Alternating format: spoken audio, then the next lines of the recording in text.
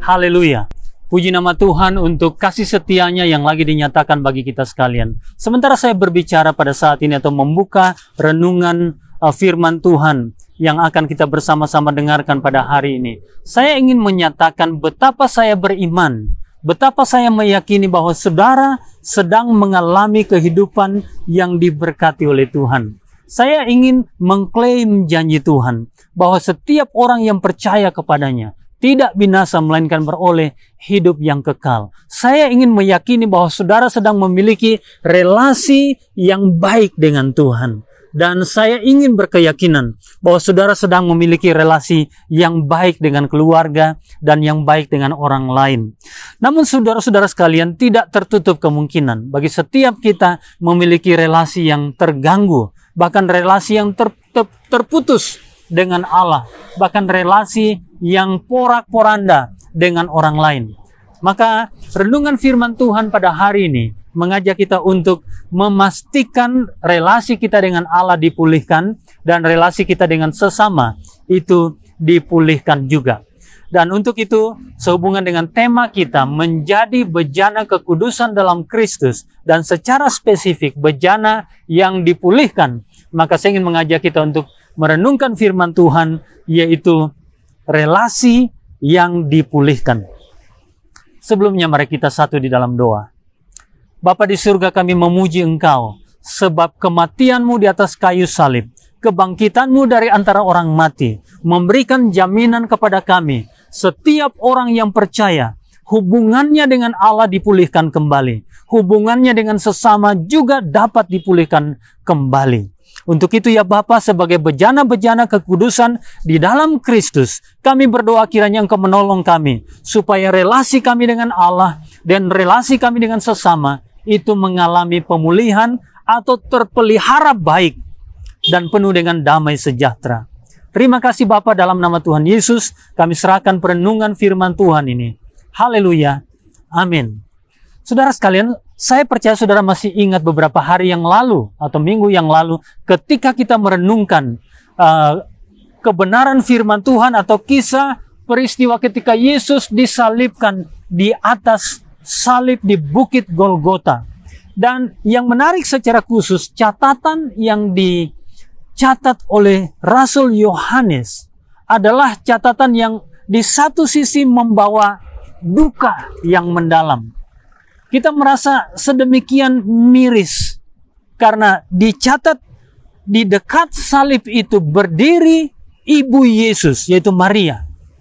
Kita bisa membayangkan betapa duka itu sangat-sangat dalam bagi ibu kekasih menyaksikan putranya sedang tergantung di atas kayu salib, mengalami derita yang sangat payah, sangat parah, sangat mengenaskan. Dicatat demikian dalam Yohanes pasal 19 ayat 25 sampai ayat yang ke-27. Dan dekat salib Yesus berdiri ibunya dan saudara ibunya, Maria istri Klopas dan Maria Magdalena. Ketika Yesus melihat ibunya dan murid yang dikasihinya di sampingnya, berkatalah ia kepada ibunya, "Ibu, inilah anakmu." Kemudian katanya kepada murid-muridnya, "Inilah ibumu." Dan sejak saat itu, murid itu menerima dia dalam rumahnya. Saudara, saya kasih dalam nama Yesus Kristus, memperhatikan perikop ini secara khusus. Saya melihat bahwa ketika Yesus berada di atas salib, dia masih berpikir tentang bagaimana supaya terjadi relasi yang baik. Dalam konteks ini, Yesus meminta supaya antara murid dengan ibunya terjadi relasi yang baik. Antara ibu dan anak, anak dan ibu. Sementara Yohanes dan Maria ibu Yesus tidak memiliki hubungan darah. Saudara-saudara yang saya kasih dalam nama Yesus Kristus. Dan untuk itu, pada kesempatan ini saya ingin mengajak kita untuk melihat bahwa setelah Yesus Kristus bangkit dari antara orang mati, maka murid-murid yang tadinya terpencar, ketakutan, pergi ke beberapa tempat. Kita bisa membaca, saudara-saudara sekalian, murid-murid berkumpul kembali. Murid-murid menyatu kembali. Murid-murid yang tadinya mengalami ketakutan luar biasa.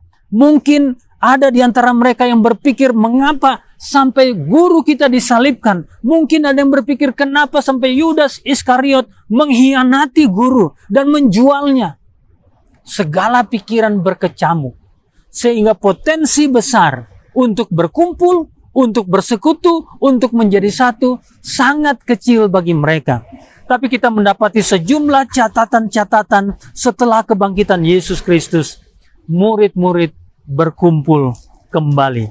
Sebagai contoh saudara sekalian, di dalam Yohanes pasal 21 ayat 15 sampai dengan ayat yang ke-19. Pada waktu itu Yesus datang menghampiri murid-murid yang sudah pergi ke tepi danau, ke danau tempat mereka biasanya bekerja sebelum mengikut Yesus. Mereka kembali ke pekerjaan lama mereka.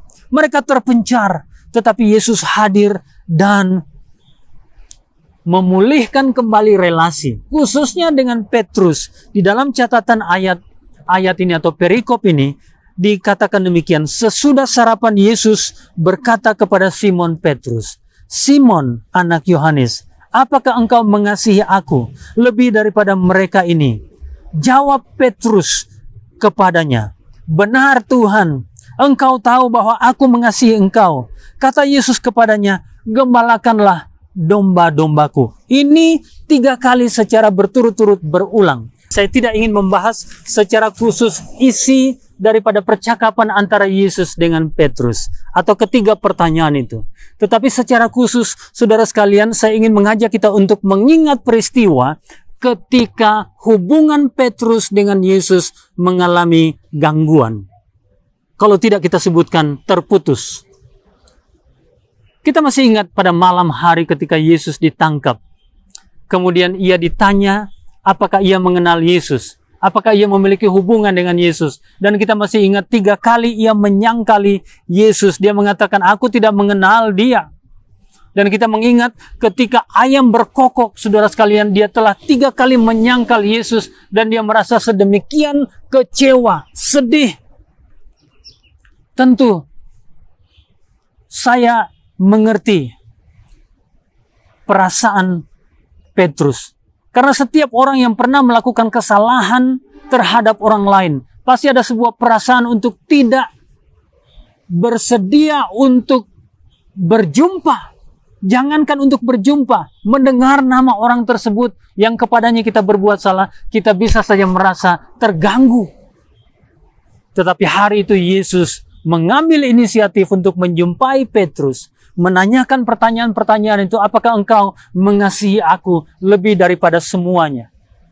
Sebetulnya saudara sekalian, bukan aspek pertanyaannya yang perlu kita renungkan pada hari ini. Yang lebih spesifik adalah kebangkitan Yesus Kristus memulihkan relasi kita dengan Allah.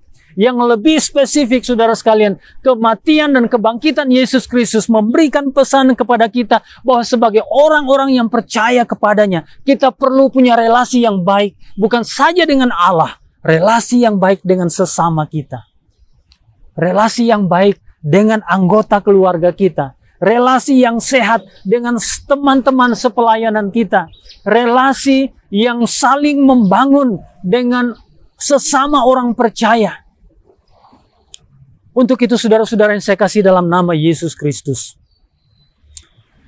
kebangkitan Yesus kiranya memampukan kita mengimani, meyakini, kalau saudara percaya kepada Yesus, mengimani, meyakini bahwa relasi saudara dengan Allah sudah dipulihkan, dan untuk itu kita perlu bangkit untuk melakukan bagian kita, memulihkan relasi kita dengan sesama. Mungkin dengan cara minta maaf satu dengan yang lain. Mungkin dengan cara mengatakan, "Aduh, saya sudah lakukan kesalahan, maafkan saya." Atau mungkin bukan saudara yang salah, bukan saudara yang salah.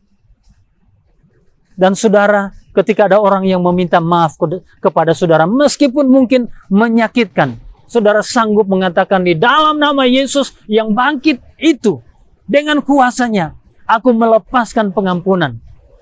Dengan cara demikian, relasi kita dengan Allah relasi kita satu dengan yang lain akan menjadi relasi yang penuh dengan berkat. Akan menjadi relasi yang penuh dengan berkat. Itulah harapan saya, kerinduan saya. Saudara, sebagai bejana yang dikuduskan atau bejana kekudusan di dalam Kristus, tidak ada pilihan. Relasi kita harus pulih dengan Allah, relasi kita harus pulih dengan sesama kita. Maka dengan demikian kita akan mengalami hidup yang berkelimpahan, hidup yang berkemenangan, hidup yang tidak terpengaruh oleh apapun di dalam perjalanan iman kita. Tuhan kiranya memberkati saudara-saudara sekalian. Tuhan kiranya menolong saudara untuk relasinya dipulihkan dengan Tuhan dan dengan sesama. Mari kita satu dalam doa. Bapa di surga, hari ini kami mengucap syukur sebab kematian dan kebangkitan Yesus memberikan gambaran kepada kami bahwa ada pesan untuk hidup kami, hubungan kami dengan Allah dipulihkan, dan hubungan kami dengan sesama juga dipulihkan. Relasi yang dipulihkan adalah kerinduan kami. Kalau pada hari ini ada umat Tuhan, mereka yang sedang diperhadapkan dengan hidup yang rasa jauh dari Tuhan, hidup yang rasanya tidak bisa dekat dengan Tuhan, hamba berdoa kiranya pada hari ini mereka datang kepada Tuhan meminta pengampunan, dan kiranya pada hari ini Engkau berkenan mengampuni dan memulihkan relasi itu dengan Engkau ya Bapa. Kalau ada di antara saudara-saudara kami pada hari ini yang relasinya dengan keluarga, suami istri, dengan anak-anak, dengan orang tua, dengan sesama, yang mungkin relasinya sedang terputus, sedang rusak, demi nama Yesus Kristus, hadirlah di tengah-tengah mereka.